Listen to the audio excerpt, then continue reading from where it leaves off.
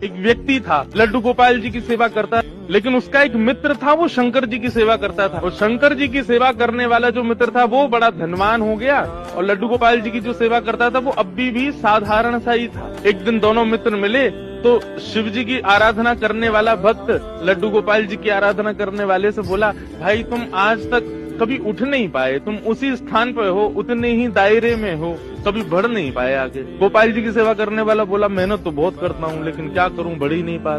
शिव आराधक ने कहा, एक काम करो, तुम अपने आराध्य बदल दो। ये तुम गोपाल जी की आराधना करते हो ना, इनकी जगह तुम शिव जी की आराधना शुरू कर दो, देखना कैसे जीवन में बदलाव आएगा। अब उस व्यक्ति ने यही किया कि गोपाल जी को ले जाकर के तो अलमारी में रख दिया। दूसरे दिन एक शंकर जी ले आया और शंकर जी का बढ़िया रुद्राभिषेक करके, त्रिपुंड लगा करके, बढ़िया ज्योत नैवेद्य आदि सब अर्पित करके, अगरबत्ती जला करके ओम नमः शिवाय का जाप करने लगा। और अब गोपाल जी की सेवा करता है तो वो गोपाल जी अंदर बैठा दिए एक अलमारी में, उनकी सेवा बंद, ओम नमः शिवाय का जाप करने लगा।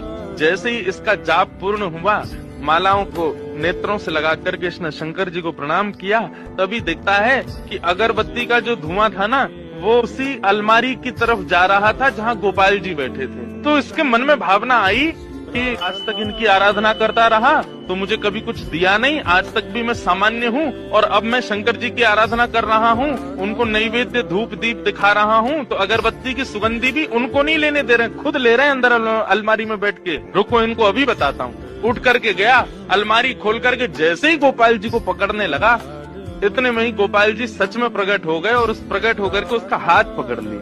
जैसे ही गोपाल जी प्रकट हुए, उस भक्त ने कहा, बोले भगवान आप प्रकट हो गए? बोले हाँ प्रकट हो गए। बोले तो फिर ये तो मैं सबको बता दूंगा कि भाई शिव जी की आराधना से गोपाल जी प्रकट होते हैं। गोपाल जी बोले, नहीं भैया, हम शिव जी की आराधना से प्रकट हुए, ऐसी बात नहीं है। तुम शिव आराधना करो, सूर्य आराधना करो, चंद्र आराधना करो, किसी की भी आराधना करो, उससे हमको कोई दिक्कत नहीं है, लेकिन आज हम प्रकट किस लिए हुए ये ध्यान से सुनना। आज तक तुमने केवल हमको अष्ट धातु की एक मूर्ति समझा थी, तुम्हारे मन में कभी ये भावना नहीं आती थी कि इनकी आंखें भी हैं, इनकी नाक भी है, इनकी जीभ भी है, इनके कान भी हैं, इनकी त्वचा भी है, इनके हाथ पैर भी हैं। परंतु आज जब वो अगरबत्ती का धुआं सहज ही मेरी तरफ आ गया तो तुम्हारे मन में ये भावना आई कि अगरबत्ती की सुगंधी मैं ले रहा हूँ, मतलब मैं जड़ नहीं हूँ, मैं चैतन्य हूँ। वास्तव में शिव आराधना ने मुझे प्रकट नहीं किया, तुम्हारे हृदय में जो चैतन्यता का भाव मेरे प्रति आया है उसने मुझे प्रकट किया। ये चैतन्य